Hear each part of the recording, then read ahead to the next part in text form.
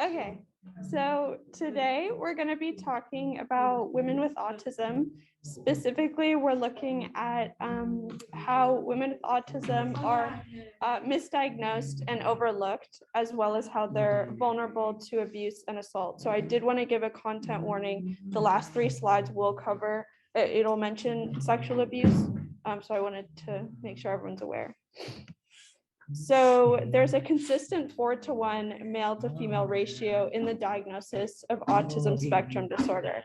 And it's thought that the true ratio could actually be closer to 2 or 3-to-1 or even 2-to-1 because of how women are overlooked and not diagnosed the same way. So are you okay?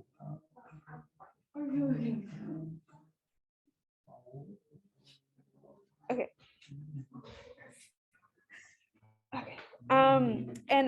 So there are a few reasons for this. So the diagnostic model of autism is based on males. So it's based off of how they present and exhibit symptoms. And so we know that women tend to present a little differently. There's not as much research as there should be about this, but there are trends that they found that women sometimes have less repetitive behavior or different kinds of stimming that differ and therefore is overlooked by doctors. On top of that, there's more pressure to mask, to conform, and to learn neurotypical social behaviors. So they may feel pressured to make eye contact and some stuff like that, even if it makes them uncomfortable. And so all of these lead to misdiagnoses with mental health disorders as opposed to seeing a neurological basis for these disorders. And in fact, 42% of autistic women receive a misdiagnosis before being correctly diagnosed with ASD, which is a really high percentage. Yeah, so looking at some of the implications of misdiagnoses or overlooked diagnoses or even late diagnoses for women. First, like Ren mentioned, sometimes if girls, especially if they're in school and around a lot of classmates or peers that might make fun of them for expressing themselves differently or just not understand why they're a little bit different from them, they might develop things like depression or anxiety or poor self-esteem because they feel like uncomfortable masking or it's just exhausting to do that kind of thing. Trying to fit in with their neurotypical classmates. And so sometimes even when they develop these, I guess, secondary conditions, when they're treated by clinicians, the clinicians recognize that like surface level condition, but then don't dig deeper to see like if they have something else like autism. So because that is like a misdiagnosis, then they're not given accommodations that can help them, especially if they're like in school age. And then other misdiagnoses might include ADHD or OCD, since those sometimes present similar to ASD. And sometimes women can have both ASD and ADHD or ASD and OCD. But I think making the distinction is really important because they are treated a little bit differently. Like maybe ADHD is treated with a little bit more medication. And so sometimes if it's just given that treatment, then people with or women with autism might not receive right accommodations to help them out. And then late diagnosis can also be harmful because sometimes women or girls, when they weren't given like those special accommodations growing up, it might kind of prevent how they form relationships when they're older, especially if they're building new relationships or maybe if they have children eventually, it can affect those parts of their lives too.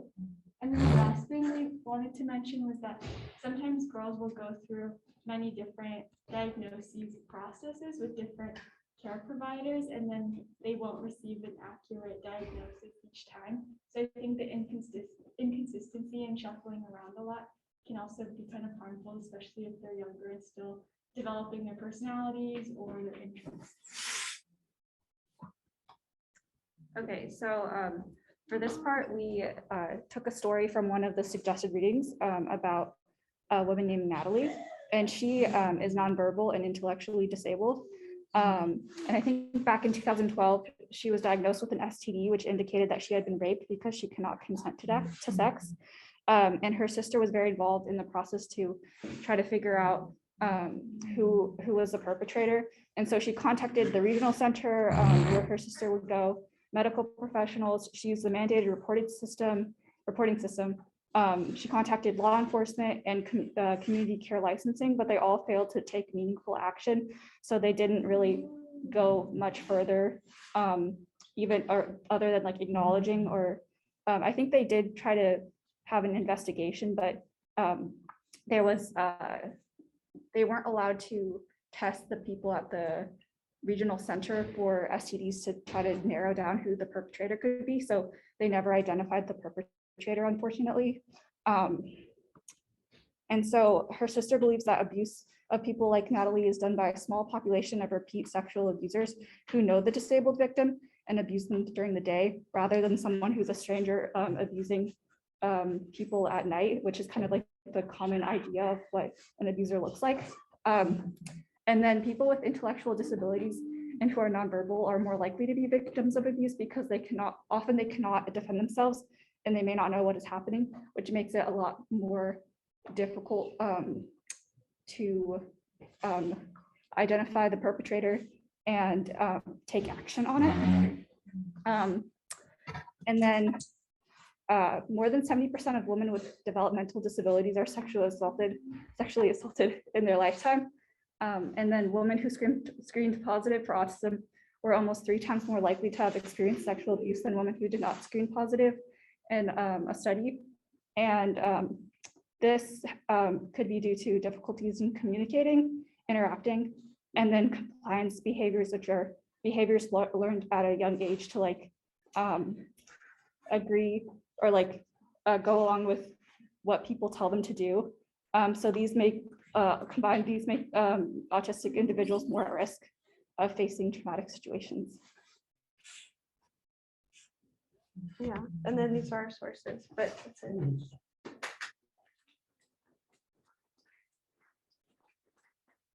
Thank you guys so much for that. Does anyone have any questions? Either on Zoom or in the classroom?